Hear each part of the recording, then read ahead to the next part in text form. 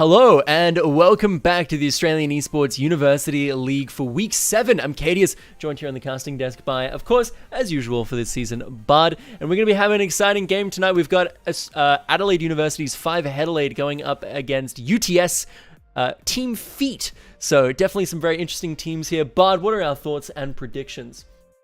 Well, the FEET boys... FEET squad, not sure what to call UTS, but FEET are new, at least to our cast, I think, Kadius, this season. So not 100% certain what to expect from Captain Marks and the rest of the boys here. But 5Headelaide, we've had the pleasure of watching a bunch of different times. Really appreciate their drafting and their grasp on the game. They've had some very strong laning performances, and yet they're only sitting at around the middle of the table. They've only managed to win 3 series and tie 1 out of their 6 total games. There's 4 teams ahead of them right now in the standings. So they really need this win. I would expect them to come out absolutely firing on all cylinders tonight. Unfortunately, FEET, they have had an even rougher time of it this season, going down 1-5 in their overall record. So potentially an opportunity for 5Headelaide to really show a lot of the good form that we've seen in glimpses of them through the season, and hopefully keep their finals plans alive. Well, we'll just have to wait and see, folks. Make sure to make some noise in the chat and, of course, share the stream with all of your wonderful friends to get a big viewing party together as we're going to be hopping into Game 1 right now in this best of 2. Might I add, this is the final week before we head into the knockout stage. Final week of group stage, so this is where things really start to get serious and where things start to get exciting. But hopping right into Hero Select here, we can see we are already underway. And it looks like we've got a Tusk Mars so far for 5Headelaide and UTS.FEET looking to pick up the Skywrath Dragon Knight off of the first pick phase here. Bud, do we have any thoughts there? I think the Skywrath is maybe the thing that leaps out to me the most here. There has been a patch today, I think, but it was relatively minor, obviously just touching some of the more busted heroes that people have been complaining about. Death Prophet, I think, being the most notable one that people were really angsting over. Tiny as well. Tiny's still meriting a first phase ban, though. Timbersaw, another hero that got slightly rebalanced. Pugner as well. All of these heroes still meriting bans. Sand King. So, not a massive shakeup, right? Just kind of tuning for the major. Skywrath, though, relatively new, and even the Dragon Knight, although we have seen 5Headelaide grab it a couple of different times, played it in a couple of different roles. It's kind of a more blast from the past combination for me, right? You've got the long stun of the Dragon Tail, you've got the Skywrath's incredible burst to take advantage of that. They're both quite strong laners in different ways, whether together or, placed around the map separately, and they combine, sort of the ability to pressure buildings with the ability to pressure heroes off of buildings that they're trying to defend. So a solid start, but very single target focused, and you're putting that up against what is already a fearsome team fighting lineup from 5Headelaide, now adding Undying and his Tombstone to the Mars Arena, and of course just the general map-wide menace that is Tusk.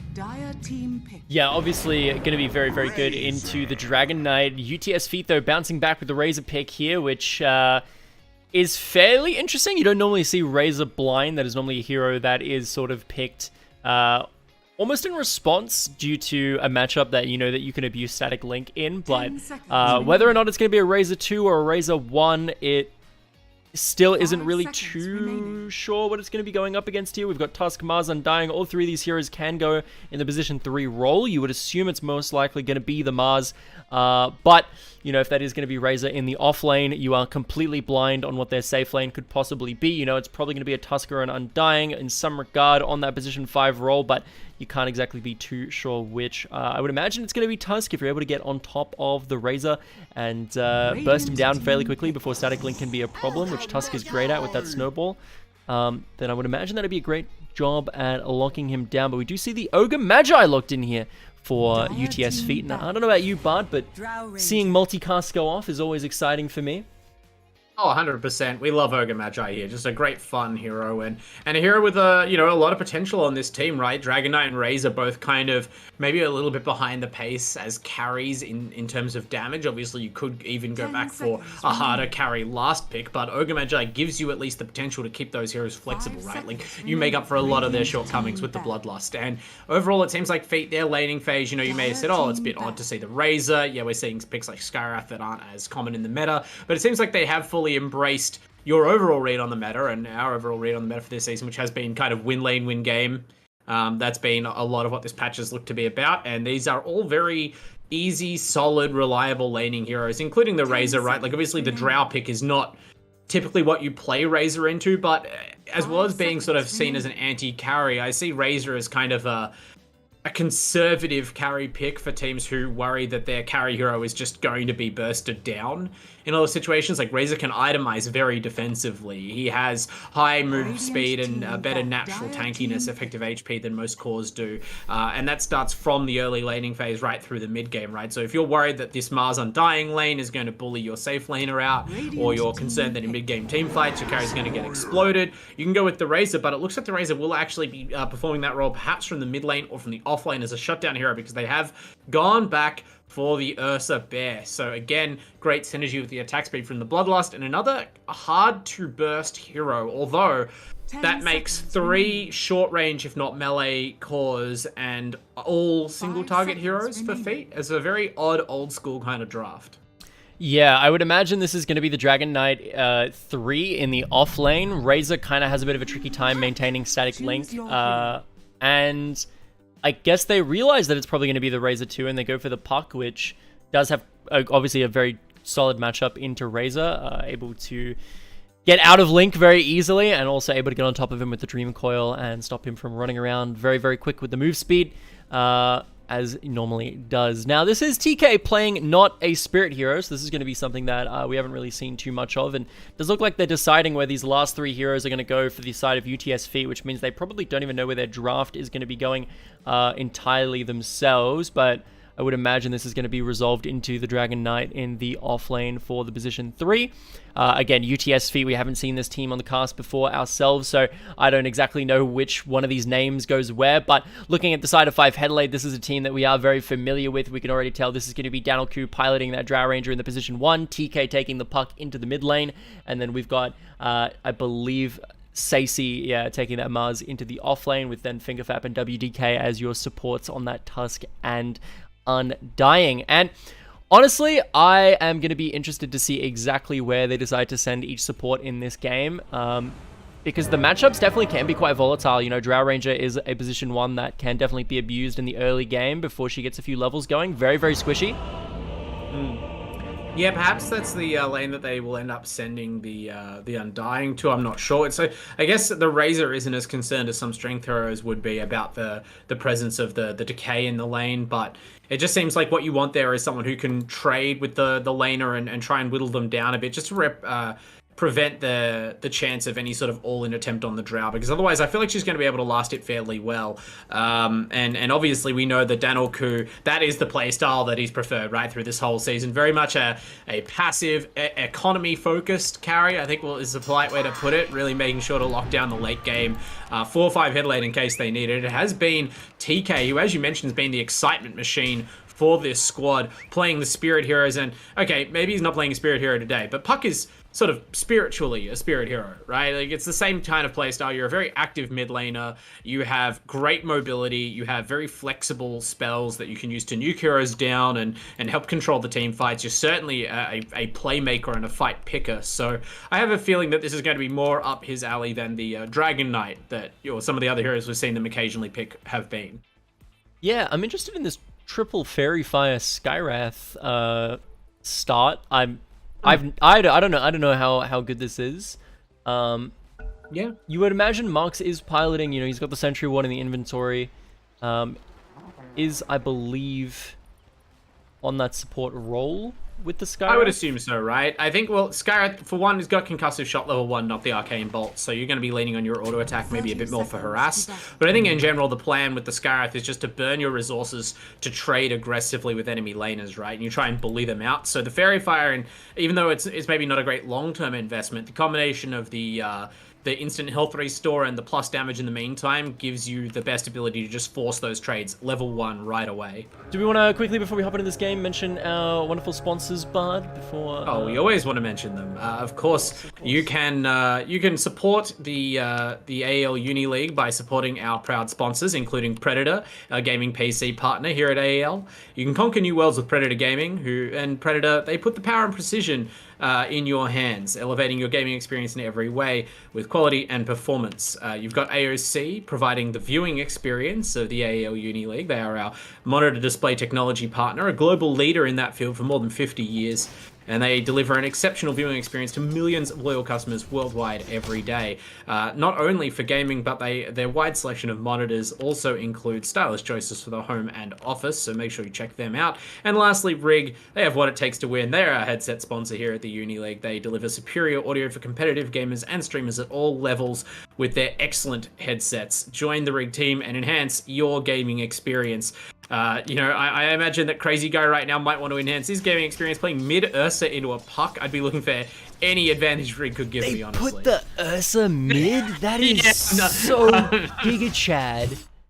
It's Giga Chad right up until we check the last hit chart at 10 minutes, you know? Yeah, I guess I understand, right? Like, you put the Razor mid, it's a very bad matchup into the puck, but, like, is the Ursa going to be that much better? I think it says something if your last pick is the Ursa, unless this is, like, something we don't know and this Ursa ends up dominating the game, either taking over the lane with a couple of solo kills, maybe you get a gank, or it's just the farm that you can get out of mid lane and the levels let the Ursa be really active early or something, but you picked DK and Razor earlier, right? We were talking about the flexibility of the draft. That flexibility is kind of wasted if you then last pick a hero who still has a losing mid matchup. Yeah, it's interesting that he went the... and immediately the Undying fulfills that prediction I made for him that he's going to shore up this safe lane with Danilku's Drow and in fact kills both heroes in the lane with a Tombstone. Yeah, Fingerfap just going to get taken down very nice and easily. Greca getting a nice cheeky little Fire Blast and Doog being there for the auto attacks to finish him up. That's a trade. Oh, and sorry, I can't take my eyes off this Ursa. He started with an Orb of Venom in the mid lane against a puck, which seems slightly optimistic to me.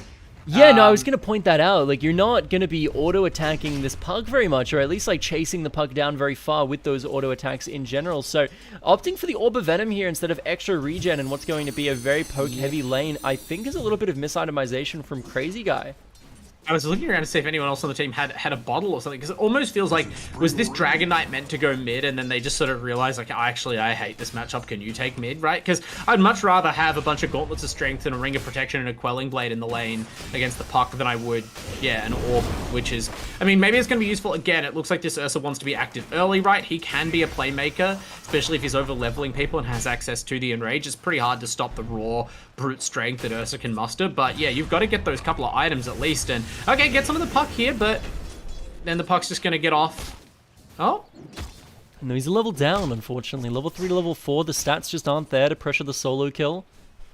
Yeah, he did some decent damage there, and looks like actually with the orb being on cooldown, it's going to actually secure a rune, so something happening for Crazy Guy here. That's really huge too, because Puck does have the bottle and is going to be sitting at 0 charges now for the next 2 minutes, unless, Puck is able to rotate and grab a bounty rune, but if that's the case, Ursa's then going to be able to get the shove in the mid lane, which is going to allow Ursa to get a nice cheeky roam into the side lanes. Which you might have to do is Stacey is going to bounce back with a nice little cheeky pickup onto Doog up in the safe lane there. Yeah, and now you can almost see it coming together, right? They've gotten the kill up on top lane, and maybe that frees... I'm not sure if this is Fingerfap's priority or not, but it might free up the Tusk to salve the Mars and then go back to base and then bring a bottle refill to the Puck in the mid lane. I'm not sure how desperate the Puck is, though. Yeah, no, definitely. Take me back when you could just courier the bottle, right? Please don't. I don't know. There was always something a little bit anticlimactic about like very bottle-centric mid metas, and mid players at the time hated how much attention they got from supports anyway, because you had to keep the enemy mid down by constantly policing them. So I think even though some heroes lose out from not being able to just relentlessly bottle spam for free, this leads to more 1v1, say, skill testing mid matchups and lets the supports play a bit more of a flexible game. So Utsil there going to be picking up the couple points in the Dragon Blood, which you would expect into a matchup like the Drow Ranger. This is why I said, obviously, the Dragon Knight very good into the matchup. Yeah. In general. And after those early couple of opportunistic kills that WDK was able to secure with Danilku in this lane, it's kind of gone all the way back the other way. Like, Yurtsil's fully eclipsed the Drow's farm, and this is a big win for UTS.FEET. Yeah, there is a little bit of an interesting interaction between the Dragon Blood and the Undying in the matchup of these two heroes. You would normally think, like, on a base level, oh, okay, Dragon Knight, oh, he's going in for a little bit of cheeky stun. Not going to be any pressure there, though. He does commit the Tombstone, but no little ghoulies. One solitary little ghoulie over here going to spawn Not enough to really do any damage though. But as I was saying, there's a little bit of a rotating in the mid lane to pick up a kill onto the Ursa. Oh no. It was always going to happen eventually. Puck hitting level 6 seems to be the trigger point. Just sick of the Ursa exerting a surprising amount of control over the lane and calls in support. That's an easy kill, and now TK is snowballing hard. Yeah, it does look like that's going to be the case. FingerFat picking up that Blightstone, going to be putting the minus armor down. It's going to be quick and easy damage.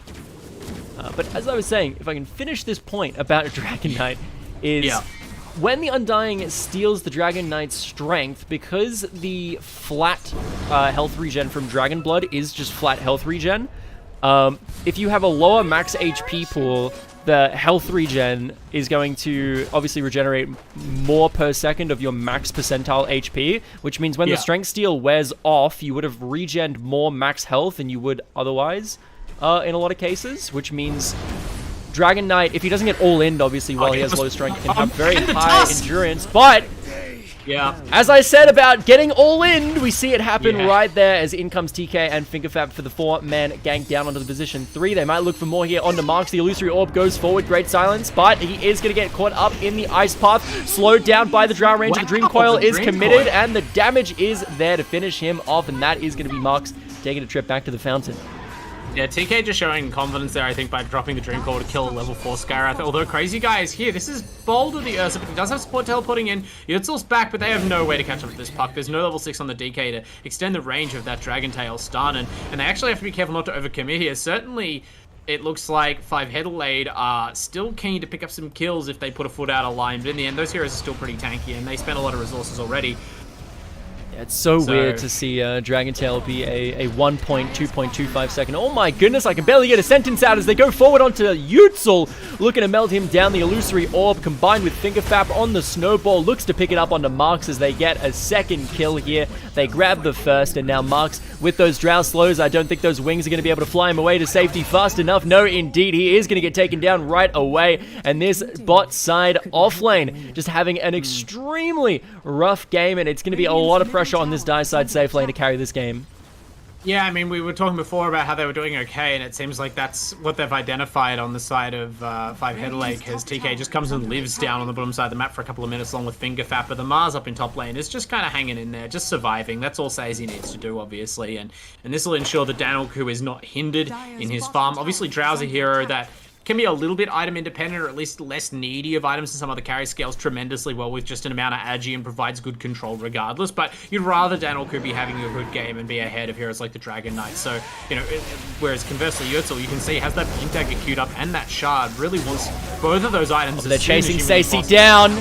The Arena of Blood is committed though to trap Dugan as the two TPs come through. They're looking to try and turn things around. The Tombstone is there. Duke not able to get out to anywhere. Tries to look for the damage to take the Tombstone down and maybe turn things around onto FingerFat, but it's not quite enough as he is going to get eliminated, and the rotations come through from TK, picking up his opposing mid laner onto Crazy Guy, and he's looking for more as Grucker trying to kite around through the trees. TK, what does he have available? No Illusory Orb for another few seconds, and the TPs coming through from the Skywrath Mage means Grucker is going to live another day, but excellent rotations coming through from the Radiant side, and it looks like they might not stop there as WDK is lurking in the trees. Yeah, kind of brutal to see here, right? Because this draft from UTS.FEET was all about winning the lanes, and they've kind of done that in the side lanes at least. But now we can see what happens when your last pick mid laner just isn't able to make the kind of plays that TK is on this puck, right? The puck just erases any advantage it was gained in bot and top lane by, you know, moving to one then the other, dropping some ults, getting some kills. Now it's a 3k gold lead and a big kill lead to the side of 5Headelaide, and they don't look like they're stopping anytime soon. Definitely not Duke, though. Maybe looking to pick up a nice kill onto Tusk. The Snowball is there. This is a very low HP Tusk. Surely he has the damage to finish it off. Yes, indeed. Ned looking to turn things around onto TK. The Illusory Orb, though, it is there to get him out to safety. But unfortunately, an excellent silence coming through from Marks is going to stop him from taking it. TK, very low with no cooldowns available. Surely this is going to be the end of the puck. Tries to pop the Dream Coil onto the Razor, but it's not enough. The leash is there, though. This is a stunned Razor. Quite low on HP. Has to watch out for WDK. Pops the Tombstone up on the high ground, looking to turn things around with the Flesh Golem. But you're a level 6 Undying, and unfortunately not enough damage to bring him down, but at least not without needing a bit of a post-mortem assistance from that There's killed a lot of zombies chasing Crazy Guy here, but but Tusk has no help. The most important thing that happened in that whole fight, incidentally, as far as I'm concerned, apart from the puck going down, was Danoku died mid.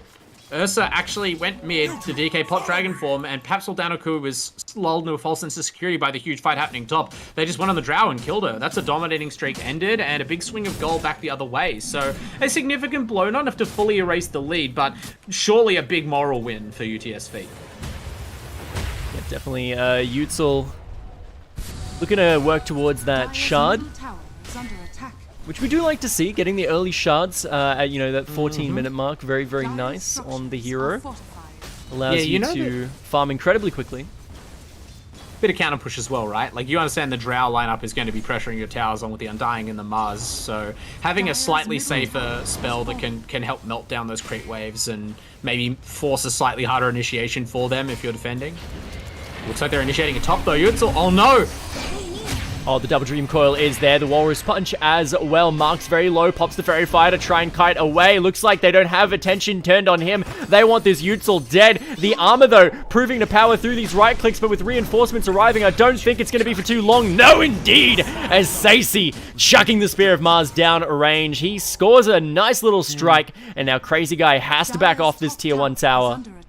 Yeah, Crazy Guy, I'm not sure what to make of this mid Ursa play, right? Like, again, yes, you put the Ursa mid, and it seems like Crazy Guy is trying to do his part as, like, his team's playmaker and strong hero, but he just, like, especially against the full team assembled, he just doesn't have the mobility or the burst right now to really be that kind of hero. So he keeps teleporting to these fights and disrupting his own farm, and then just having to leave. He did it bottom, he did it top before, he's just done it again now. Teleport mid to pounce on an individual drow range, that was way more, you know, of a payoff for him. So hopefully they can kind of adjust their play instead of trying to fight into the unstoppable 5-man. Does get popped.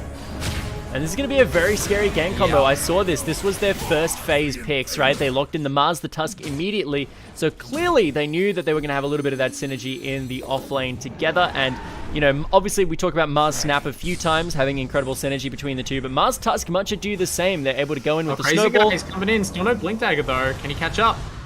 A lot of damage being put down onto this Mars. They do have to respect the illusory orb, though, being thrown out by TK. In they go! And they are able to collapse onto Crazy Guy. TK finding the Dream Coil onto 2. Marks very low in the backside, looking to melt down the health pools, and Ogre Magi as well. Going to get absolutely melted. The fight currently sitting at a 5 versus 3. Marks very, very low, and it looks like TK might be thirsty for blood. No, decides not to take the illusory orb, but still a win for the side of the Radiant. Yeah, Crazy Guy had a decent idea chasing the Mars there. They definitely had the strength, almost caught up to him, and then you see he almost paused in the river and then just fully decided to live up to his name and just went straight up the hill. I don't think his team were with him. I think even he probably realized it was quite suicidal, but yeah, just jumped straight into the whole Radiant team and dies, and that leads to, you know, pain for his team on the chase down back to their own side of the map. And there've been some good engagements in UTS.FEET, so I'm a little surprised that they just go for something as risky as that, but yeah, big collapse though going here in the bottom lane. The massive AoE damage onto Greca. Utsil though with that dragon form, proving to be a little bit more tanky, but Danoku unleashing the frost arrows in the back line is going to be enough to bring him down. Here's Doog. He's farmed all game. This is their big carry, their largest hero, and he's looking to turn this one around. He does find himself a nice little pickup onto WDK, but the TP out from Danoku is going to let the position 1 of this 5-Headelaide lineup live to see another day. Yeah, I mean, you say he's farmed all game, but even the Razor has had a little bit of trouble, like, finding space. He is halfway to a BKB, is the highest net worth on his team. Second highest net worth on the game, right? Because it is true that only Danoku is really sort of the designated farmer for 5-Headelaide, but I do wish that one of these heroes just sit still and farm for a bit, as Doog now going to lose a lot of that gold, it looks like. Let's pick up a bit of a consolation kill onto Fingerfab in the meantime. Might be able to grab that kill and, you know, quick buy an item that drops him down to 0 gold that he just needed exactly. Sometimes can happen. No, he wasn't quite at the BKB component he wants, I think, and didn't have anything else queued up. But yeah, that's kind of been the story of this game so far. Although Crazy Guy, he's going to try this on Danoku, it looks like. Gust is going to be a problem. But not for too long. He's able to stick on top of it. That Orb of Venom coming in clutch. 15 minutes later. Wow. He foresaw that. That's why he bought the item. Yeah, I suppose I anticipate it. It's only a level 1 gust as well, but yeah, it just didn't create enough space, and there's absolutely no hope. The Drought Ranger's TP was also cooldown. I'm sure that was seen on the Dire Ward in top lane, and maybe that's what prompted the Ursa to go in the first place. But yeah, just catches Danoku napping for, I think, the second time this game, and these are big chunks of gold taken off the most important hero of the Radiant. Yeah, it's definitely going to slow down this Radiant lineup, and that's exactly what you want in this sort of a game, right? You have things like a Dragon Knight, you have things like a Razor. On the Tombstone. Is this a coil? TK looking to go in, he gets the coil, it's only going to hit one though onto Marks, but the Skywrath Mage will go down, they have the damage, they're looking to turn things around onto Duke, the Snowball into the Walrus Punch is committed, Arena of Blood is there, they finish off Duke, the Spear hits itself onto Crazy Guy, he's CC'd up, the Enrage is there to try and buy himself a little bit of time, life-stealing as he may, but it's not going to be enough to bring anyone down, and that's going to be the fourth death for this Dire side, and Utzel looking to clean it up and make it a full team wipe. And this 5Headelaide lineup showing that they might have a few cracks in their game plan, but overall they are still the dominant team in a 5v5. They definitely are, and it's a little surprising again that UTS.FEET continue to challenge them on that, right? Especially when the initiation doesn't go their way. Like, you kind of see that coming. They were all set up to try and kill the Tombstone. They had an idea the puck was coming in. They spread brilliantly for that coil, as you identified, but then they all just committed to the fight anyway. Like, Crazy Guy again teleporting into a fight. By the time he gets there, the fight's already lost, and he still half goes after the puck, then turns around late and gets completely sandwiched between the Tusk terrain and the Mars Arena, ends up doing completely nothing. So, you know, for all that he gains a bit of momentum by killing the Drow solo, by throwing himself into that fight recklessly, he just gives it up again. Really smart here by Danoku. He was originally queuing up a Sanjin Yasha, decided to just go for the Yasha and then finish the Hurricane Pike so that he can get a bit of distance between him and Ursa. And they are just going to collapse in onto that very same Ursa I just mentioned and melt him down. No Enrage available to buy him time. But they actually do get a pick onto TK. This is quite big. Stacey, 1 HP in the tree line as well, is going to go down. They found 3 picks onto the 5Headelaide lineup. They do lose themselves 2 of their biggest cores though. Razor, the only one left. These 3 are chasing Danoku down though. The concussive shot is there to slow him in his tracks. Triple kill for Duke. Ooh. And it is going to be UTS.FEET coming up huge with a team wipe of their own.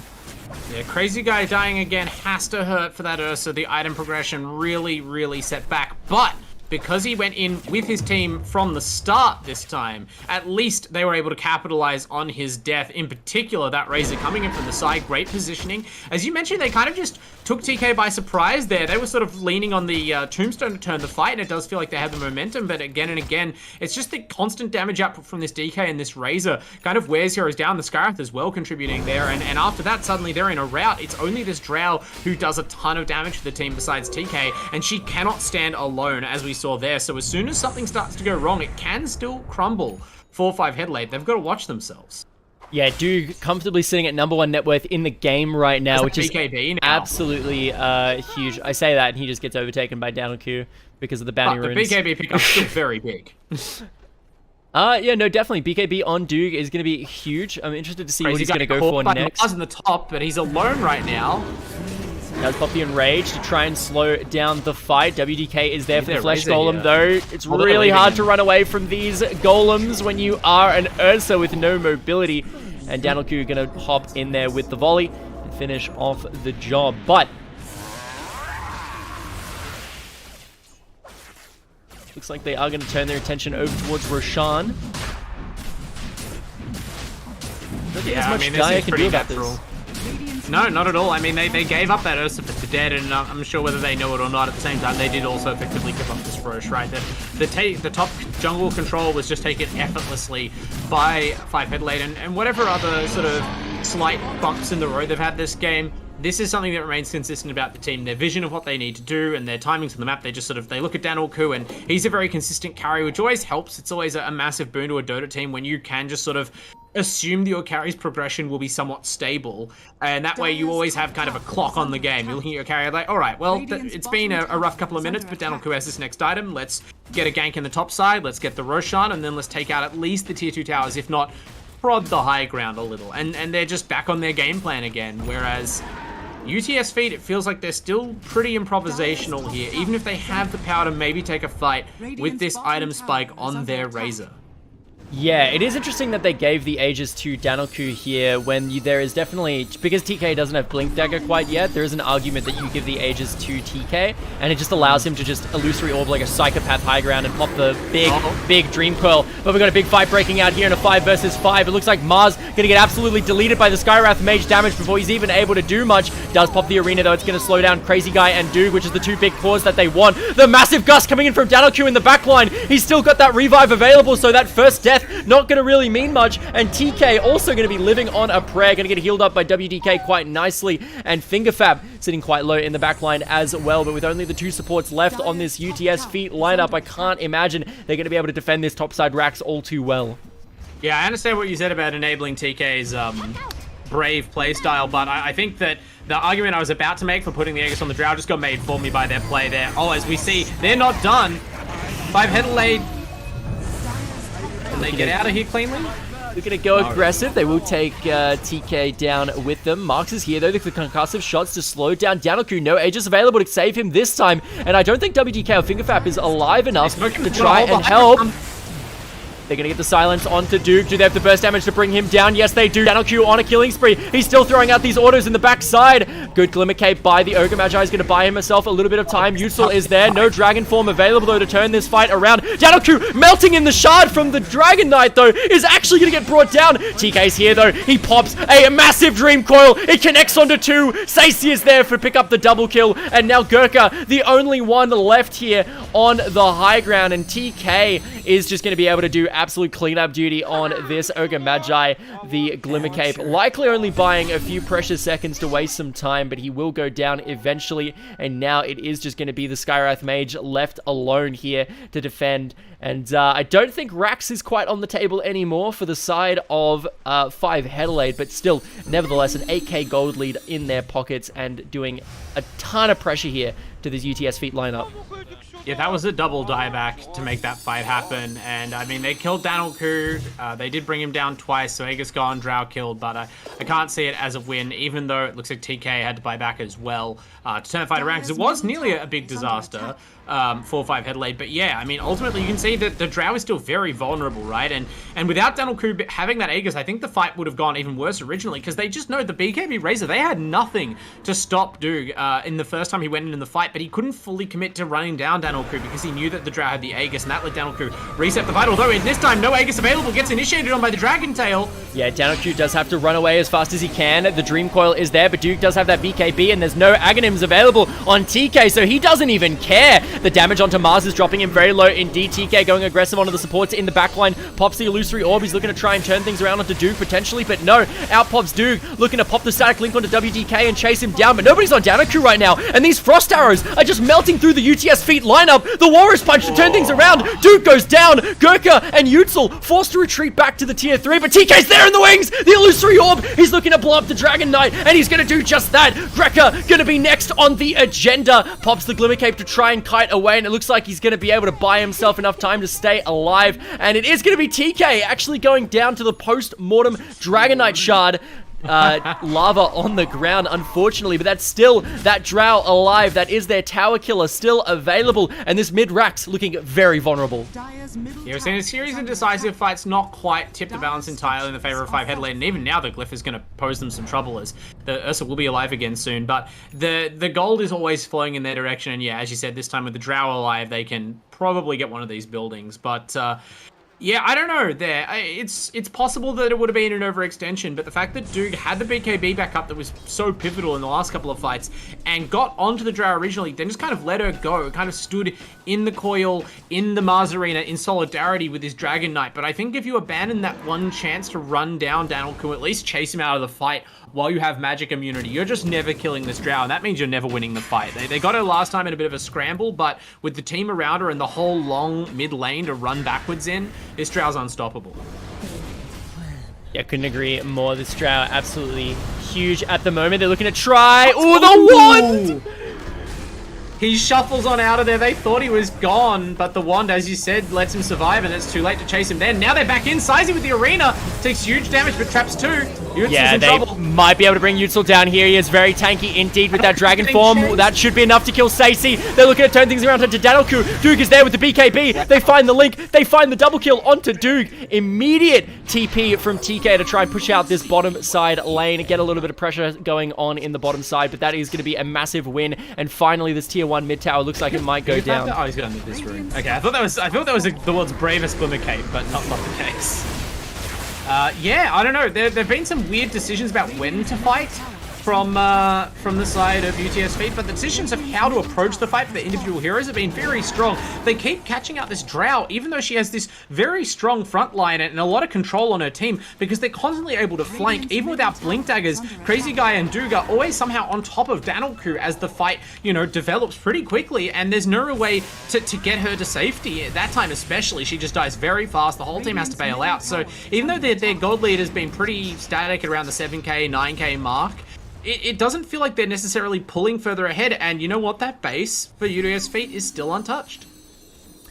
Yeah, and this is definitely going to be very big. Greca now has that shard available for the fire shield, which, you know, we talked about all of the damage that's coming out of Danelku. It's going to be much, much harder for Danelku to melt down those cores if he's having to play into a Ogre Magi fire shield that's going to be blocking those auto attack damages on a fairly low cooldown that he's just going to be spamming onto the Ursa and onto the Dragon Knight.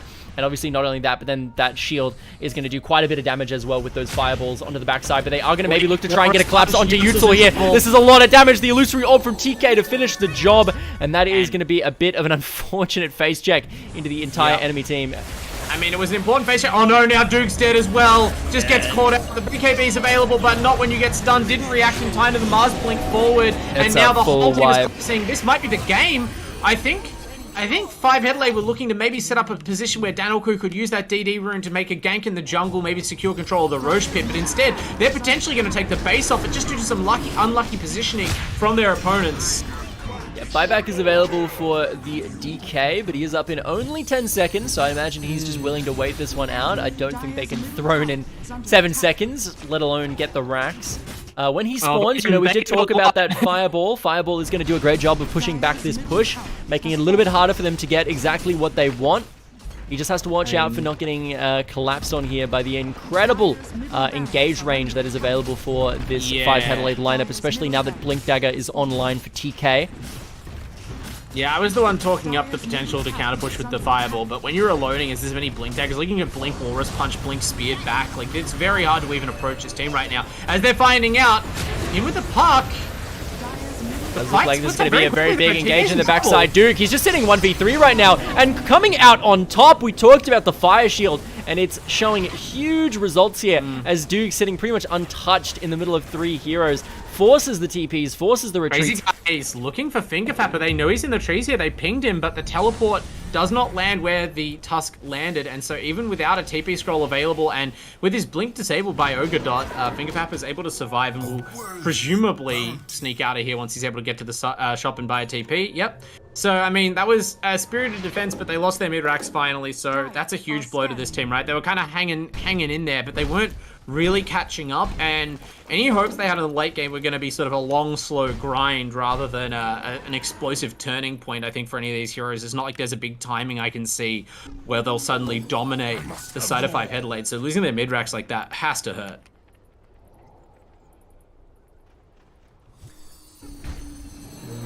Roshan up soon, though. Potentially the next objective for both teams. They are in the area. They both understand the importance of this top side of the map. And Utsil, I mean, it was very costly last time. It kind of has to get out there and scout again. Someone has to for this team. The BKB is purchased, buys out for it. Could be huge. Yeah, Danelku, definitely very large at the moment. Does have that shard available, which is going to be very good against the severe amount of healing that is on the 2 cores of Ursa and Dragon Knight that we talked about. Crazy Guy trying to farm his own BKB desperately, but I don't think it's going to be time to do that before this fight potentially happens. And you can see at least his team are aware of the danger, right? Without their Ursa, they have to kind of fall back out of their own jungle. They're ceding that ground which they were occupying a few seconds ago, just as 5Headelaide sweep through. And now they've Was that a smoke? Yeah, looks like they're making a play through, maybe through the mid lane, but no, there's no real way to get into this base. They just have to do it the honest way. Maybe they're gonna try and ambush this tower. They know the tier 3 is low. Danielku looks like he wants to do just that. How fast are your glyph fingers? Nearly gets caught in a scary Atos combo, but look at the damage onto Marks. He is going to get absolutely deleted. Crazy Guy TP's in. There is 4 members available to defend this. No buyback for the Skywrath Mage. TK does have that.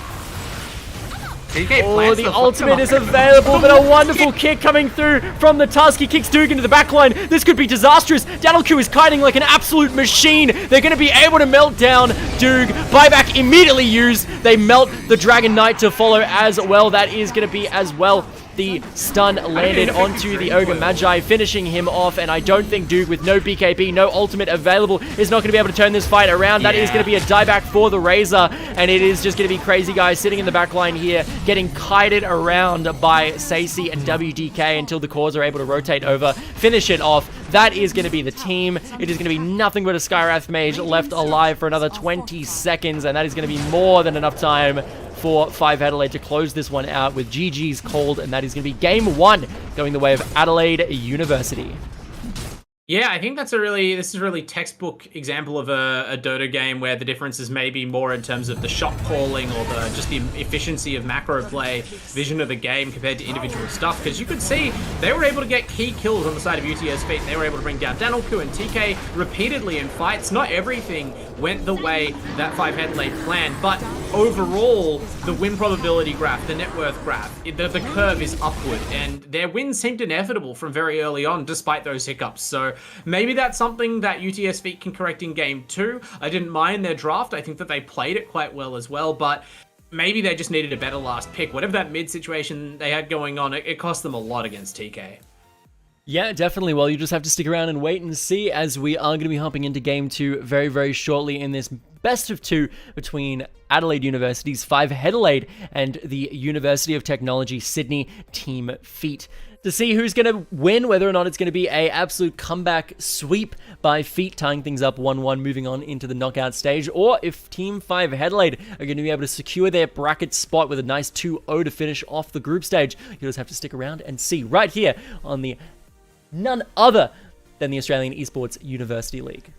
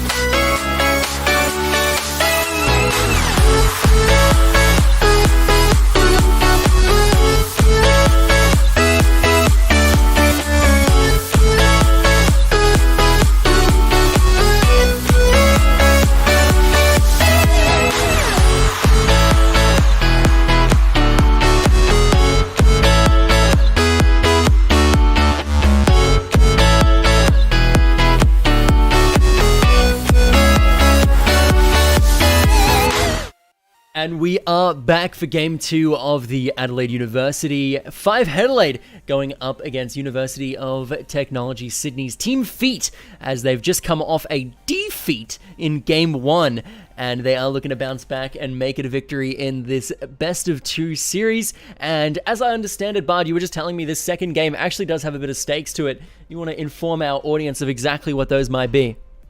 Yeah, I'll admit, I was making an assumption before, just loosely based on the positions in the standings, obviously, 5Headelaide being just outside of the top 4 final qualifying spots for Group B here in Season 1 of Uni League, that this match would matter. But we can confirm, having taken the first game of the series, if 5Headelaide win here, they will become the second team on exactly 13 points at 4 wins, 1 tie. And that would, I assume, just put them into the top 4, since every other team in contention has already played their Week 7 game. So 5Headelaide, I mean, that actually kind of in hindsight makes me worry a bit about game 1, because they were shakier than they would maybe like to be against the, you know, let's say it's the bottom ranked team in their group this season, UTS.FEET. Certainly put up a fight. So they will want to make absolutely sure they're bringing their best stuff and that they show no mercy here in game 2. Make sure you secure that bag and put yourselves in that finals.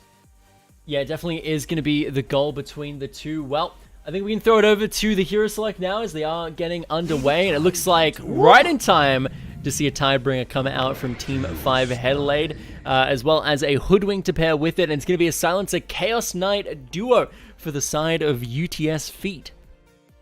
Yeah, these are both very exciting duos, right? I mean, I'm not saying it's wrong to pick Mars Undying or Mars Tusk in game 1, but I'm here for these duos. Chaos Knight Silencer, I don't know I think Chaos Knight has been almost more popular as a safe laner again after a brief period in the off lane, but this could go either way, and certainly provides a more aggressive and dynamic playstyle than UTS.FEET offered in game 1, right? They sort of just went all about picking their lanes, and we kind of saw we had a bunch of cores all struggling to farm, each getting ganked, just TK's puck. Absolutely like a starving man at a buffet, picking up whatever he liked all around the map, but can have maybe a slightly harder time this time. 5Headelaide, though, with the Tidehunter, still making sure they have dominant team fighting, and Hoodwink as well, a really fun pickup. I don't know, you know more about this team than me, Kadius. Is there any chance this is one of those elusive mid Hoodwinks, or are we just guaranteed this is WDK's hero? WDK is typically the Hoodwink enjoyer, from what I understand, but at the same time, you know, TK is a bit of an unpredictable fella, pretty unpredictable with the mid picks. We just saw him, you know, whip out Puck, which is a hero that I don't believe I've seen him pilot previously, at least personally, that I can remember. So definitely has a bit of a hero pool to him. But the Phantom Lancer, this is a tried and true pick that we know Danielku is very comfortable on, one of his more preferred position 1s, and has a much better time going up against things like the Silencer and the Chaos Knight than a lot of other position 1s, because the Chaos Knight isn't able to Chaos Bolt him very reliably, the Silencer isn't able to silence him very reliably with the E, and they do lock in the Phoenix, though, which definitely does do considerably better against the PL than the other 2 heroes that have been locked in alongside him. So good response pick there. We'll see what they decide to pair with it as their final pick of the phase. I would imagine you need something to lock down the Phantom Lancer and deal with the Tidehunter. Okay. And that is going to be exactly what the Doctor ordered. Sven going to get locked in here to cleave down those illusions, and also going to be doing a ton of damage to one-shot the squishy Hoodwink, and also provide enough DPS to actually kill Tidehunter. Yeah, I love this pick. I mean, I love Sven. I've always loved Sven. It's just my kind of guy, right? Big, dumb, strength idiot with a great sword.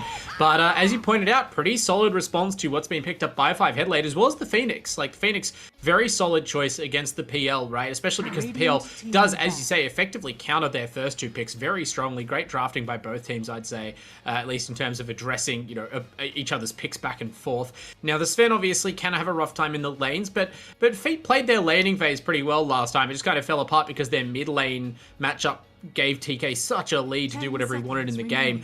I'm a little bit interested to see, you know, is this going to be a mid Chaos Knight, right? Like, if that was the intended setup for FEET from the start last time, that Crazy Guy Take goes in mid, maybe this is a team that just plays melee carries in the mid lane for some reason. But presuming these are relatively more normal lanes, they do use their last pick to draft a stronger mid lane matchup, and they do ban out the Puck. So 5Headelaide, they're going to be picking a TK hero perhaps here, but it's not going to be Puck or Storm.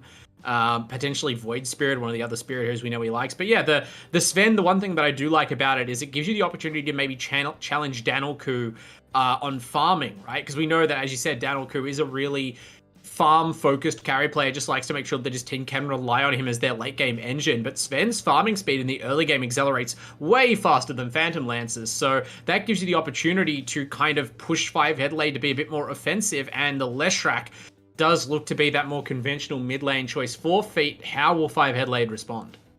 Yeah, Leshrac, another great option into the PL. Also does a fairly good job at stopping Tidehunter from getting any weird level 6 mid dives by walking up and pressing Ravage.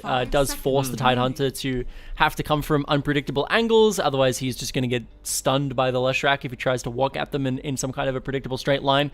But the Snapfire here, you know, we could put on our tinfoil hats and say this is going to be a Snapfire, and then they're going to last pick Mars, and it's going to be a Snap Mars lane, and then it's going to be PL Hoodwink in the safe lane, and it's going to be a Tidehunter mid.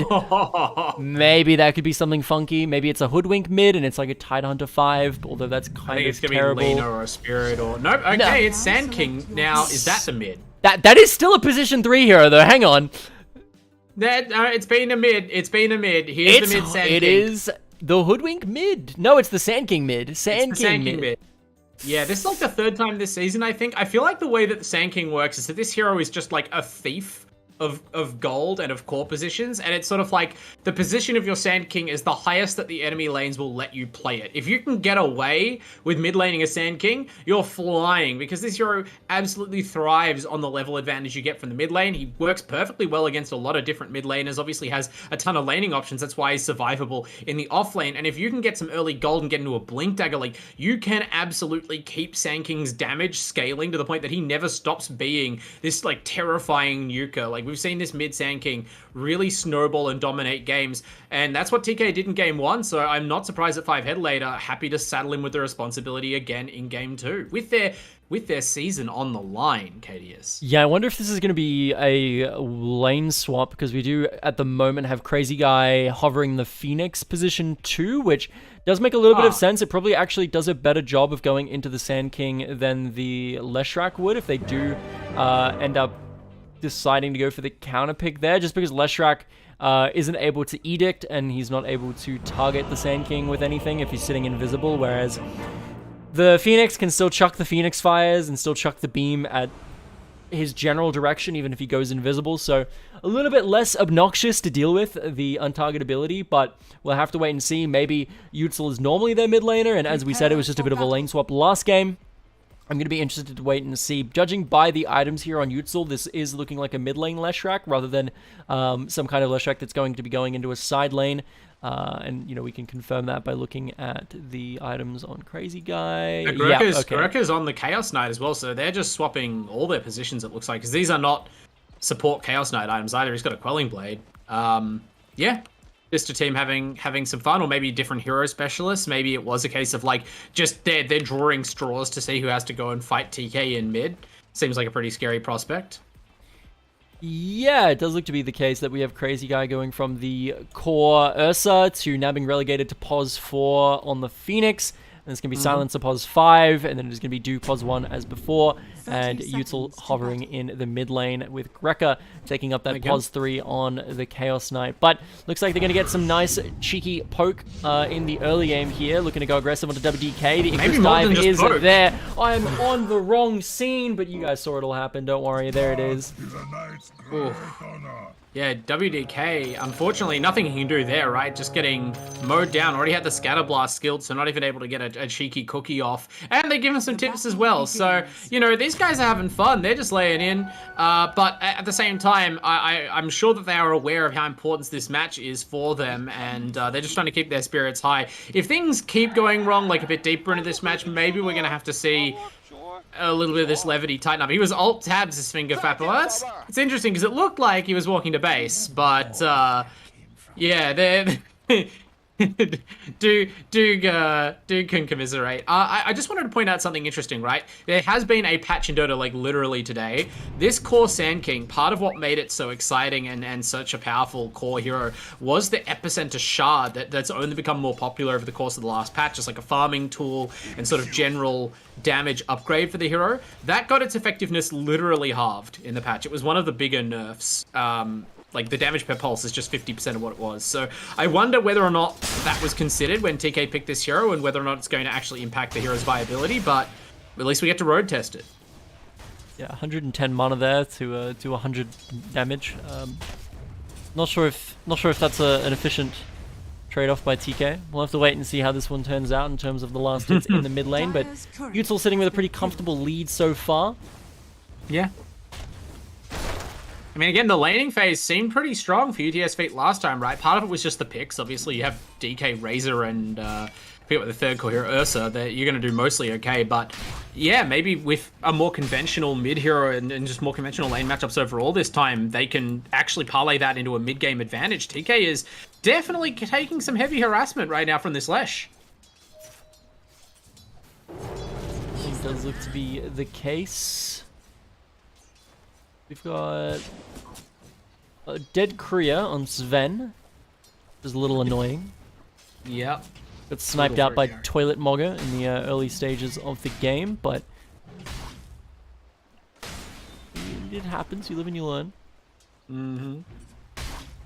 Fingerfapper, you mentioned that this is WDK's hero typically. Fingerfapper is actually picking up the Hoodwink, and I love Hoodwinks. I'm interested to see how they choose to utilize this hero, how greedy it plays, how much it rotates. Obviously, you want to stick with the tide early, but that's a great QW combo, very practiced from Fingerfapper. Almost kills the Phoenix on the spot. It's not always easy to snap off those two spells so immediately, but Phoenix is a pretty slow bird, so taking advantage of that to force the support out of the lane, and more pain for Doog here on the Sven. Yeah, nice little Icarus dive to safety there from the side of Crazy Guy. Gets to live another day. But on the other side of the map here, you know, Mark's just kind of doing what Silencer normally does. It is interesting if you're going a support. Ooh, Danielku has to watch out he doesn't get crit here. Mark's maybe getting turned on by the Snapfire. Not enough damage there, unfortunately. Danielku does the salve to keep himself topped up. And Mark's no such luxury, I'm afraid. He does look like he's going to be currying some tangos.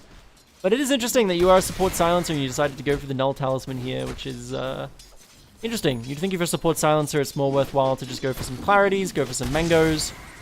Yeah. Not really worry about the stats because you're not going to be last hitting, so you don't need to have the extra damage to compete in the last hitting battle. You're casting pretty constantly, so now that Null Tally does give you that mana cost reduction and mana regeneration, like, it's not as though you're completely ignoring your sustainability by picking it up. It's just, and certainly over the long term, it's a better investment than just raw clarities. Crazy Guy in trouble at top lane though. Fingerfapper, yeah, this time there is no Icarus dive. This is kind of the problem with the support level 1. I'm sure that they intended to use it. Oh. Marks, one more. There's a doppelganger? Yeah. Yes, indeed. At least that's a trade, but... Oh no, if Gurkha goes down, it's not a good trade. Okay, Danielku leaves him alone, but yeah. I mean, the Silencer was pretty much out of juice anyway. I'm sure he's happy in some ways to go back to base, but you'd rather not feed the PL gold.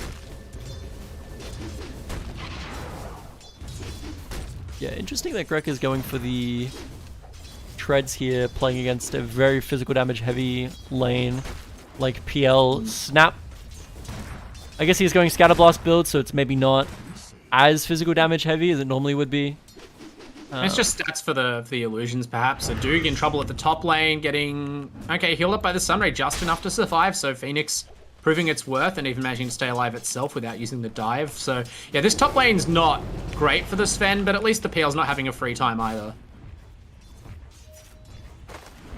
They do have to watch out. Phoenix, a hero that is very squishy. 720 max HP pool compared to the 820 on Sven. Obviously a couple levels difference, but Danielku does have the doppelganger available. He's going to use it to get out to safety. That's that counter to the Silencer you talked about. It's really hard to bring down PL compared to nearly any other Agi carry in that situation, but Yutzil has roamed all the way from mid. He wasn't just pinching the Radiant Bounty, and they didn't have vision on any part of this rotation. Just misses the split Earth, doesn't wait for the nuke.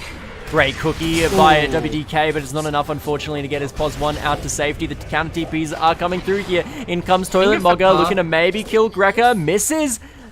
Oh no, if he had landed the stun there, that definitely would have been a surefire kill, but unfortunately not. I don't think they can look for more here. Utsil is out of mana, unfortunately.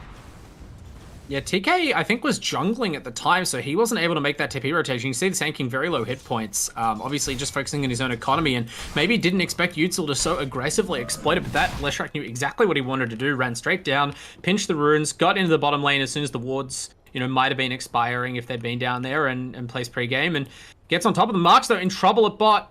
Just kind of stuck around alone for too long. They'll be punishing him for that.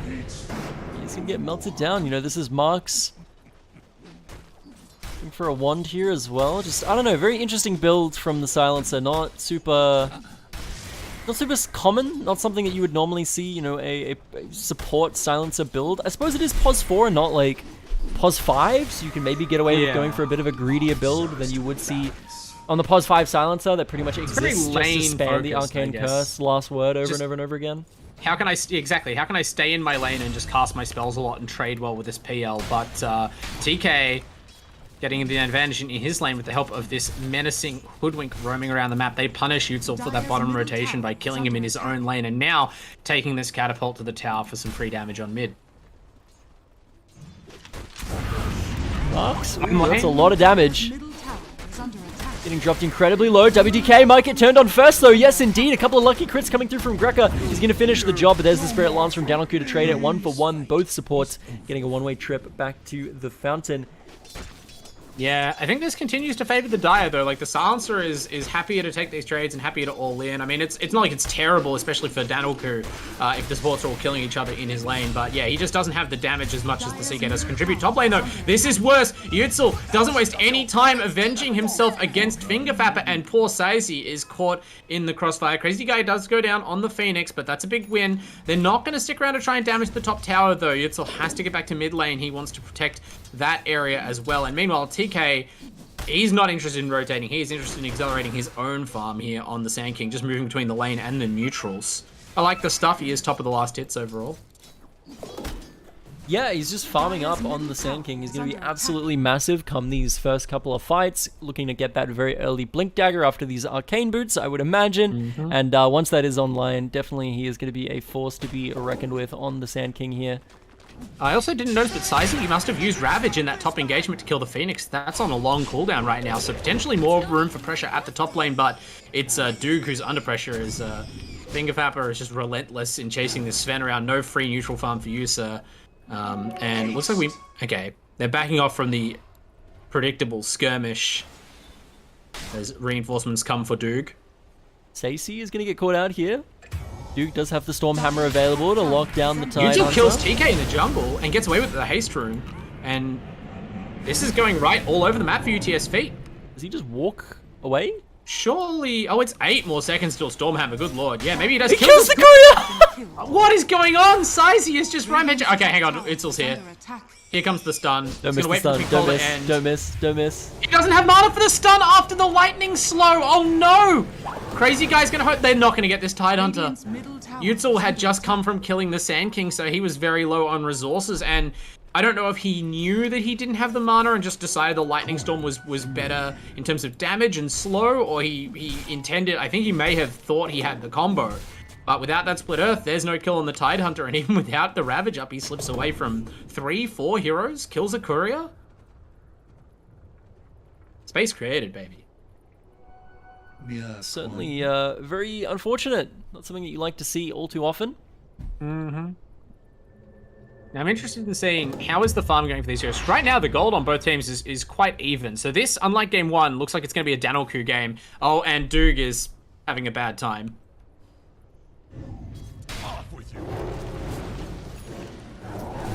Crazy Guy trying to get some slow down with the Icarus dive, but it's not enough, unfortunately, and Tidehunter's going to walk away. The entire Dire team is in top, so even though these heroes are falling back a little bit, I feel like Utsil's positioning says that they want to go back in. Ravage is available once more. The TP is ready. Sand King's already smoking towards top. No Blink Dagger, but he does have the Epicenter. How many kills can they get before this turns around? Utsil gets 1. Tide's running away from his reinforcements. Oh, he's going to live. Just has to buy time at the moment. They've given up on him. Sven's back in the jungle farming. Probably Utsil. from last time. He's still so confident right now. He's baiting out TK. Baits him, I guess. UTS does have to run away. The epicenter damage is there. The heal coming through from Crazy Guy, though. With the solar beam, he lands the Earth Split onto TK. That's going to be a nice and quick and easy pickup. The Rift is there onto WDK from Greca. And they're going to find another one. But in comes Stacey. He waited all that time. The Ravage. It picks up 4. And that is going to be Toilet Mogger with the sharpshoot to pick up the second in the backside. And they are going to turn this around. 2 versus 4. Greca, the only one left alive in the encounter. And it is going to be a wonderful little stun there. This is a very tanky CK, but oh gosh. They might look to chase this one. Not. No, it doesn't look like they will. There's only so much size you can do, but wow, if you've never seen a secret agent Tidehunter before, that man was deep undercover in enemy territory, snuck out towards the end of the team fight, and it was such a well-orchestrated team fight until then. It seemed like UTS.FEET had really thought everything out, but they did not expect the from behind Ravage ambush, followed up by a beautiful sharpshooter combo, and that really made sure it wasn't a complete disaster for 5Headelaide in this most important game. But still a little bit overeager by TK. Went in without support. There wasn't the ultimate available at the time from the Snapfire that would have completely turned that fight around. So WDK does have that important tool now, but you can see they're maybe dealing with some nerves right now, making some slight missteps.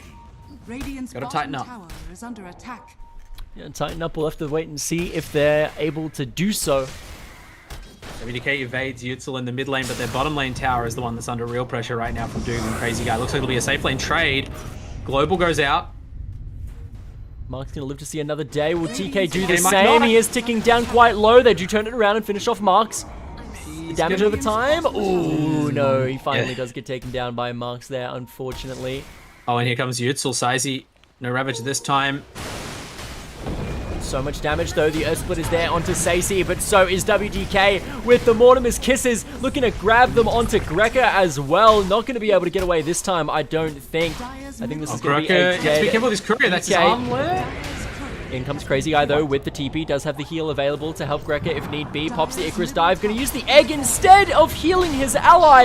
And my friend, that is a Snapfire. He is just going to melt you down with that Gatling gun, unfortunately. Duke with a bit of a late TP, and Mark's there as well to back him up. But the fight's already over, I'm afraid, and that is just going to be 5Headelaide taking their victory and backing out. Yeah, this time it's 5Headelaide who really outplay their opponents in that fight. UTS comes in late. This is very dangerous to go teleporting to Daddleku. He's just completed a defusal blade. What are you doing? He rips that Leshrac to pieces, effortlessly dodges the split earth, and crushes the Disco Horse. So UTS, I mean, look, UTS play has been very keen this whole time. He even almost survived before by split earthing the trees that Hoodwink was trying to tie him to, but now that's back-to-back deaths. That's a real blow to his power on this Lash, and with the CK going down as well, Grok is still desperately trying to finish up that Armlet of Mortigan that's so important to the hero. And even though they were giving out as good or better than they got in the last couple of fights, it suddenly collapsed to a 4k gold deficit. And as always, as soon as they reassert themselves, it looks like this 5Headelaide team are super confident, know exactly what they want to do and where they want to be.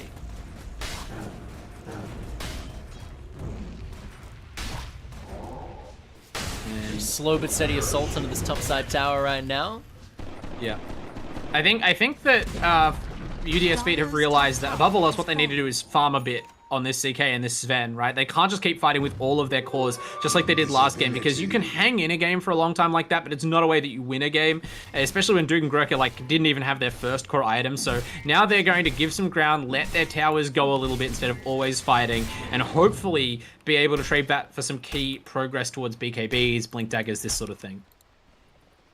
TK sitting very sneaky beaky-like, but they are going to spot him out, it seems, on the sentry ward. A lot of damage being committed onto TK. Stacey is there, but they're CCing him for just long enough. No, he does get the Ravage down, and that is going to create enough space for them to finish off UTS and get out to safety themselves. They're even going to find themselves TK as a little bit of a consolation prize, but nevertheless, a 1-for-1 in the favor of technically UTS.FEET. A little bit of gold going their way, but we'll have to wait and see whether or not they can capitalize. Global and Ravage. Both pretty important spells. I mean, I imagine what would have happened if they just decided they were going to commit to that kill on TK. This is a mid lane Sand King. You can Global Silence to kill that. If they'd just done that, there's no way he dodges the Lesh Split Earth. But they just kind of tried to catch him napping, and TK he's not sleeping on this. The most important game of their season. He easily dodges it, and the fight goes bad afterwards. This Tidehunter from Saisi has been so important for 5Headelaide, and will continue to be, I assume, as their second highest net worth hero. Yeah, it's just such a good hero, right? Like it's like I don't know. I always call Tidehunter. He's like the Earthshaker that like does things. Which is so funny because it used to be the opposite. It used to be Ravage was like 3 times the cooldown of Echo Slam and half as effective, and the Tidehunter was like a very mediocre hero outside of that ultimate cooldown. But over time, Icerock's just given this boy a little bit more and a little bit more, and currently it is, as you say, completely the opposite. Oh, but dude, we're gonna turn this around with the ult, but no! The combo is there, and the Mortimer Kisses are there to finish him off. In goes Saisi, looking to try and pop some damage, but the beam coming through from Crazy Guy is gonna be enough. Here comes Danielku though, and the epicenter to back him up. That is going to be Toilet Mogger unstoppable with a double kill, and Danielku dominating. Utsil joining this fight, but it's going to be too little too late, I'm afraid. He's going to have to do his best to run out to safety. Yeah, and not going anywhere, I'm afraid. Again, can't imagine why you would initiate onto Danielku when the rest of your team is already dead and you know he can run you down. He has a Mage Slayer now on top of a Diffusal. So if you wanted like a more clear sign that you should not be trying to solo kill this PL with help, as Leshrac, that should be it, but they just go in and feed an extra core regardless. So more gold into the pockets of 5Headelaide. Right now they're the team who wants it more, and definitely it seemed like in the end Global Silence is a spell that was more of a blow to be missing there, and they're going to be missing it again. Poor Marks. Yeah, Crazy Guy can't do much about that. Caught you in your stubbies, did we? Yeah, you definitely caught him in your stuff. God, I love Hoodwink. I love Hoodwink's voice lines. I don't like. No, we don't talk like that. I mean, not everyone does, but like, she talks more like. Oh, Hoodwink is one of those Australian characters where it's like very clearly written. Like the voice lines were written by someone that's like never been to Australia. I disagree. There's a couple like that, right? But I mean, I literally know members of my family who will use the expression "in your stubbies," and just going around saying stuff like, "Yeah, no, I mean, it's a deal better than Crocodile Dundee or TF2 Sniper or something," talking about, you know, Australian wildlife and big knives and stuff. She's just kind of hanging out. TF2 Sniper's also great. Voiced by a New Zealander, I guess, so maybe a little ingenuine. Anyway, we can debate that stuff later. For now, what's not for debate is the huge lead possessed by 5Headelaide. It's all kind of coalesced for them strategically, and even though the ultimates are back up on the side of UTS.FEET, I don't know exactly how they can hold their towers right now when they don't have BKB up on this event. We saw last time Dude got completely annihilated, and even if they have the Global Silence ready, it's very easy for things to fall apart. And Marks is caught again. Oh, do they have damage to finish him off? Yes, indeed, they do. And this is going to be Saisi with a Ravage. They do have to be very careful. The egg is committed, though. They're going to have to back out, otherwise face the Wrath. Here's Gurkha, though. Almost one-shots TK. Yeah. Sven ult is committed. They're looking to maybe get aggressive here. Saisi with the blink in, pops the Ravage. It's going to connect onto 2. The Mortimer's Kisses are there. The follow-up stuns are there. There's nothing you can do. It's just too much damage, too much CC. Grek is going to get chased down by the Diffusal Blade. Crazy Guy with the Solar Beam to try and save the day, but it's not going to be enough in the end. And unfortunately, that is going to be a quick and easy team fight win going the way of 5Headelaide. Yeah, that might be the last best chance we see out of UTS.FEET this game if they were hoping to deny 5Headelaide a final slot, because now we can see the Roshan is available. I don't know if they're going to go there straight away. I guess they don't have levels up on the Little Shredder, but they certainly have the minor sum between that and Gush to bring it down if they want to get an Aegis up on Danielku. For now, though, it seems like Danielku, with that defensive item build, is fairly satisfied to continue pressuring while heroes are dead. They're going to take out this mid-tier 2 tower and open up control of the dire jungle. But yeah, just kind of a classic thing there where you see a team in a defensive posture originally. They get 1 or 2 good openings. Like they, you know, okay, they lost their silencer actually, but they hit a good egg and they thought they had their opponents on the run. And then this just baits them into completely overcommitting. Again, without the BKB, you saw how easy it is for Duke to just die. Yeah, Duke, he's still pretty far away from that BKB, right? Like by the time he gets his BKB timing, I would imagine if 5Headelaide is going at their current pace, they're going to have probably Roshan. They're probably going to have like the knocking on a tier 3. And you know, if he has a fight and he loses, it's just only going to be slower and slower on that timing. So it really is something that he needs to get online against his comp ASAP. And obviously, you know, we look at the net worth, he is just a little bit behind Danielku, unfortunately, which is delaying him slightly.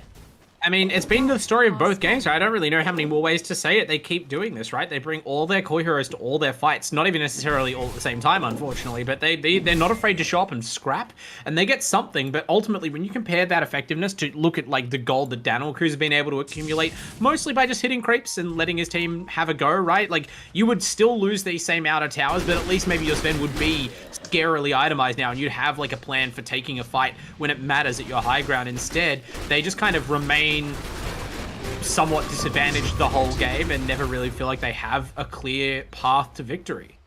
And there's the Manta style completed for Daniel-Ku. This is going to be their big go window. This is massive spike for the PL, and that's what they were waiting for. They get the Manta style. They're like, all right, I'm big, I'm huge. Now they just immediately go for the Roshan, look to put the Aegis onto Daniel-Ku, and then they push high ground and look to try and close out the game with this big spike on their position 1. It seems like it'll be very easy for them to do that, right? Because, like, now they don't even have to worry about the global silence. Like, they've done a great job of sniping the silences so far, although these SK's one is getting called out right now. TK, oh, big Ravage. It's going to connect onto 3, though. They are looking to connect the CC, chain the CC.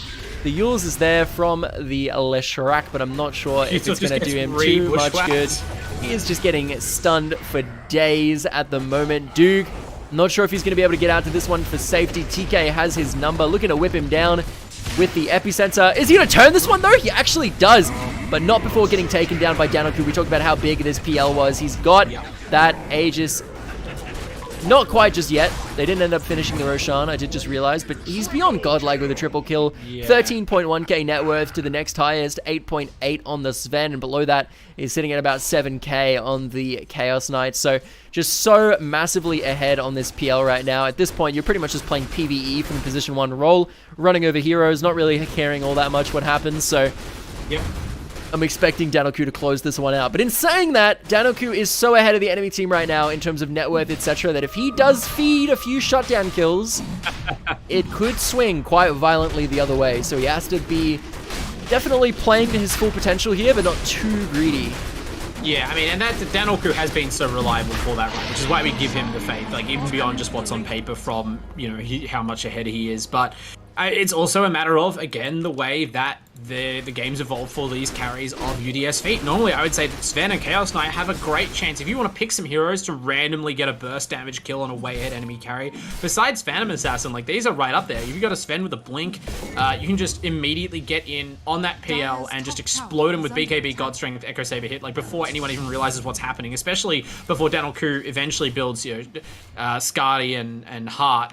But the Sven doesn't even have a blink. He's just finished a BKB. It's just so far behind where you need to be. And when I was talking up this draft from UTS.FEET, I assumed that they would have Doog or whoever was playing Sven much more committed to outscaling the PL early on, but instead they completely sacrificed that opportunity. Whatever they had in, I don't know. That's one thing that I did bring up with the Sven here, is that Sven is one of the few position 1s in the game that does outcarry PL, and if it's given a chance to go to 25 with 6 items, it will definitely do like quite a bit more in those fights than the PL will, because Sven's able to, you know, use BKB much more consistently, is able to cleave down the PL illusions with pretty much an effortless, like, 1 or 2 right clicks later on in the game with the ultimate and the cleave and available, and then he's also just going to be one-shotting the supports, one-shotting everyone else. Oh my goodness.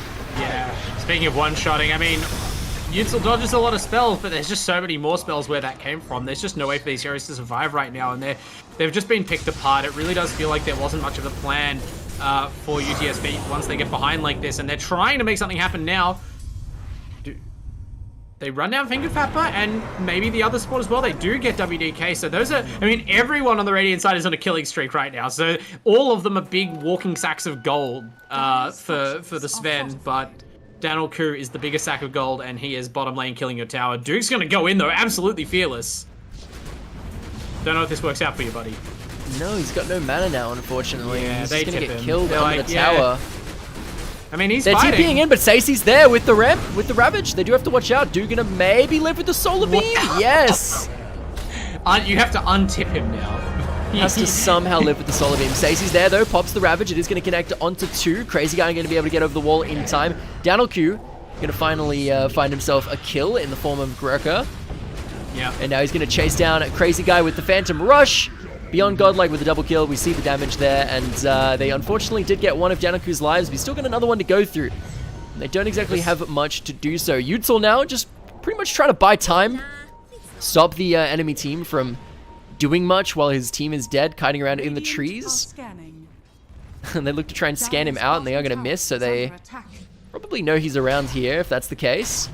And they are going to spot him out with the award, and there it is. That is going to be a very dead Leshrac, unfortunately. We tried. That's yeah, but I mean, that's just it, right? Now 5Headelaide are fully rolling. In the early game, they really, it looked like there might have been gaps in this lineup to take advantage of, but it is Duke. This is definitely a very big opening. He does have that BKB available. This is the first time he's gotten to use it to its full effect with the ultimate and not just get CC chained. Just as I say that, oh my goodness, he is going to get bushwhacked and melted down by the Mortimer Kisses yet again. Immediate. You uttered the words and their team fight fell apart on the spot. Brutal.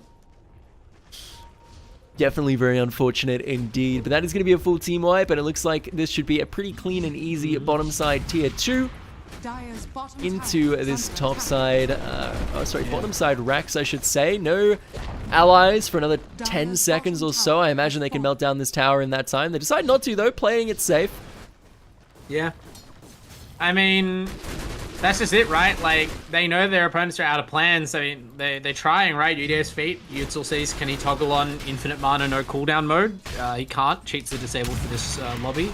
So he's going to have to figure out a different way to power up his Leshrac. And basically, when that's the point your opponents are at, you don't have to press your advantage on a Rax if it's going to mean a risk, right? Danilku's just going to queue up that heart. He's going to drag this late, and because as you said, he, even if he maybe on paper would be afraid of being outcarried by this Sven, in the reality of this game, that's just not on the table. Yeah, Doog, he's going for the Daedalus next. That's something, right? In terms of clutch factor, right? Because that's part of why Sven is maybe a slightly better carry in the late game, is like, you are just more able to find those, what are often deciding instant kills on enemy heroes, be they supports or cores. At some point it doesn't matter with just the blink burst, but yeah, there's still a lot missing. It's just that he like has access to a lot of scaling abilities. Yeah. Oh, there's a lot of factors, right? That's just one of them. Yeah, like cleave doing % damage, and illusion sort of being like PL's pseudo cleave, I guess. You know, the illusions don't scale nearly as well as the cleave spell does, so as things go by, Duke is just going to really be able to pump out that team fight damage a little bit better. And not only that, but Sven, you know, being a strength hero, is going to get very, very tanky as the game goes later. Yeah, Sven continues to do the same amount of damage even with his mana burn. PL's illusions become much less effective as PL loses health if they're trading. There's all sorts of things going on, but I mean, the most important one is just who has more items, and with Danilku looking to lap Doog's net worth, not to mention the rest of his team, that is probably going to weigh much more heavily than any other factor we could quote. I do love it when Leshrac gets shot and you just have to listen to this noise for the rest of the game constantly. Yeah, I love having to like stand near a high ground I'm trying to push and just constantly getting randomly stunned because these circles are just everywhere. You look away for your hero for a minute, you've been stunned while standing in the trees like a mile from the creep wave he was nuking. I mean, they're defending the high ground for now, but it does just feel like 5Headelaide are making certain they're crossing every T, dotting every I. Danilku is, as we said, just kind of maximizing the economic advantage that can be gained by their dominant map position, because again, this is their ticket to qualify for the finals of Uni League Season 1. This is week 7. This is one of the last games to be played still, and now that they've gotten this close, mostly I feel like on the back of, if not Danilku, Seizi's Tidehunter's been an incredible performer this game. Even with the little Lotus Orb uses in team fights has been clutch at times. They are this close to booking their spot. Yeah, definitely. I'm excited to see what they end up pulling out here. It's going to be very close. If they're going to be able to finish out this game without any more blunders, technically the safe choice is just wait for the next Roche, but Danilku does have his heart completed, as we see here. Seizi coming up on level 20, which is definitely nice and big. Oh, and he's going to go in. Big Ravage. It's going to connect onto 4. Dude goes in, though. Pops the BKB. God's Wrath is there. He's able to melt down Toilet Mogger in the backside. They're going to look to try and kill Danoku. The egg, it's about to go off. No, they are able to finish it off. Stacey in the backside gets away. But here is the massive ultimate coming through from TK. Danoku beyond godlike with a triple kill, but Doog with a triple kill of his own. Danoku is still pretty much full HP, though. In comes WDK trying to peel for his position 1. They look to go back onto Doog. They're going to find it. Mega kill streak for WDK. Doog with the buyback. Danoku looking to pull an Ana and Fountain Dive with the Phantom Lancer, and they are just going to be able to do that successfully. This is a Heart of Tarask Phantom Lancer at only 30 minutes into the game. He is so tanky right now, and the Fountain is just not able to heal enough to keep Greca alive. Or is he? Cool down. Okay, it's not a Danoku. Yeah, I was like, you can somehow cleave the illusions while he's stunned and get the Fountain to actually target him. There's no hope. They run out of gas. Danoku is making a statement here. Yeah, I mean, the Dota 2 Fountain literally got buffed because of Ana doing this on like a major stage with this exact same hero, so Phantom Lance is a little bit good at doing that. For the poor Fountain. Unless you give it cleave, like what's it gonna do about that?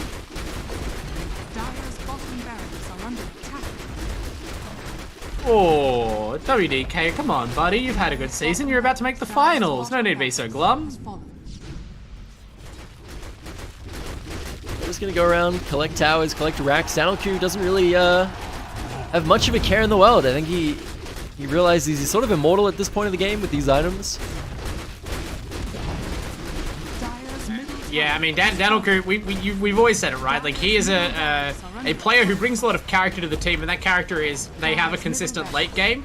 This is what showed up here, right? Because their early game was definitely shaky, but Danoku's just worked and worked and worked this lead, and now it seems like they were never in doubt, right? But if they had a less reliable carry player, perhaps they would not be happily fountain diving their way to a finals performance as, I mean... Yeah, I was about to say, you are allowed to call GG at any time. You know, you say what you like about the fountain diving, but it's not as though the game is really up for grab right now, and eventually they do force it out. The constant pressure, some would say the BM by 5Headelaide, but I think you're allowed to be a little bit exuberant when you've just booked your place in the AEL Finals. I mean, GG's been called already. They do end the godlike streak of Danoku.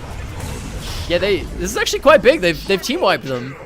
I mean, the GG was called in all chat by the captain of the Dire, which I thought was just going to cause the throne to explode. I wonder whether 5Headelaide were also waiting for that to happen.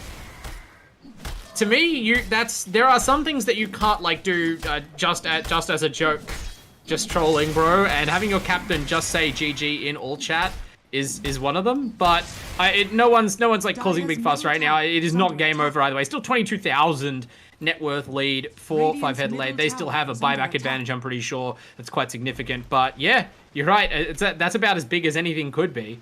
Yeah, we look at the fire recap. It's about 1,200 gold, 844 of which going the way of the Sven. Kill a whole enemy team, you get 1,200. Yeah, gold. I mean, it wasn't a massive gold swing, because there was a fair amount of buybacking involved, which is negative gold towards their team. I don't even know if that's calculated. Probably positive gold for the Radiant in that case. Gurkha is working on the Roshan. That could be big in terms of what you give up there. And they're going to be able to get it, surely, with the Sven's physical damage. They don't have any way of dealing with Roshan's armor at the moment, which is the main problem. Yeah, I mean, they're trying to sort of just batter through it. But they definitely do need the Phoenix to kind of like beam this or something. TK is going to arrive like at the exact I would imagine if you're Phoenix here, you need to beam this to do the % health, but he doesn't have it on cooldown. Yeah. Hopefully TK doesn't steal this. It's close. No, okay, Doog is going to be able to secure that one. This is actually very significant, not just for the fact that Doog is able to have the Aegis, but they're also going to deny it from Danoku, which is arguably just as big. Is someone going to pick up the shard or what? Dude, this guy can't move. Oh no. Oh no, WDK just arrives out of nowhere. Through, but just a second too late. Kills the Phoenix egg. The epicenter is there. They've melted through Duke's first life, and I would imagine this is going to be a pretty easy second one as well. Ravage available in 8 seconds if all else fails. Duke He's really just bought himself permission to be humbled twice. This whole Aegis thing is a scam. Yeah, and meanwhile, Danoku is in the base. Yeah.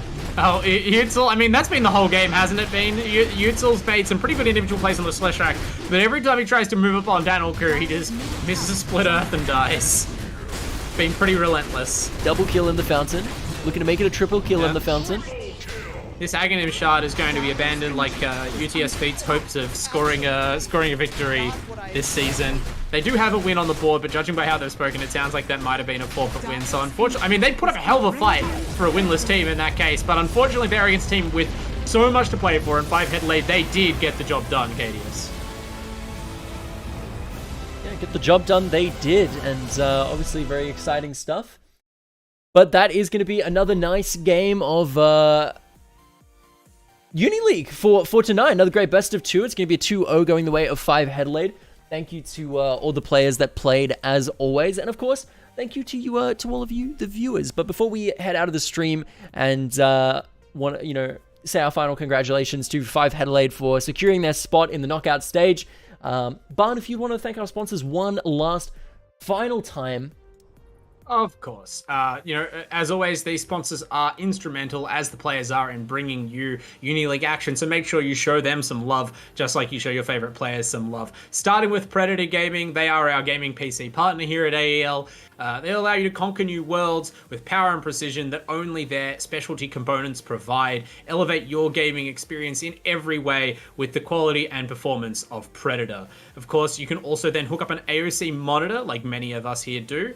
A global leader in monitor display technology, and all of their products, be they from the home office or gaming ranges, will provide you with an exceptional viewing experience. With 50 years of industry leadership under their belts, this is the company that we swear by for monitor technology. And of course, for our headsets, you can go to Rig. They develop headsets that deliver superior audio for competitive gamers and streamers all around the world, and we hope that you, like us, join the Rig team. Also, make sure you join the AEL team officially. Make sure you follow us on social media to catch all of the games, both in Dota 2 and other Uni League events, or simply other AEL events that might be coming up. You can check out /AU Esports League on Facebook, Twitter, Instagram, YouTube, and TikTok for information on all upcoming events and live streams in one place. And of course, on Twitch, if you're not watching there currently, you can find us at /AEL Uni and /AEL Uni 2, because there is just so much action, Kadius. Sometimes AEL need to use a second channel.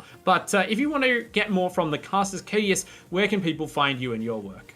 Right there. It's on the screen. It's wow. a nice Twitter link. You've got one too.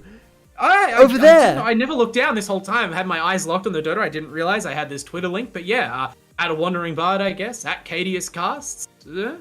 Yeah, definitely. Well, thank you everyone for tuning in, of course, at home for tonight. Make sure to stay tuned in and don't go anywhere over the course of the next few weeks of this season as the knockout stage goes into full swing and we see who is going to be our next big champion. And I believe it's going to be a fresh new university that we haven't seen for a little while, as UOW unfortunately did not make the cut with their new team this season after their previous UOW team was able to take out the back-to-back Dubskis in 2021. So it's a very exciting time. Who is going to float to the top and who is going to sink under the pressure? That is exactly what makes knockout stages so exciting. And, as Barnes said, make sure to follow and stick around to find out exactly who that's going to be. But until then, we're going to head on out of here. Hope you have a beautiful rest of your Thursday night. We'll see you next time.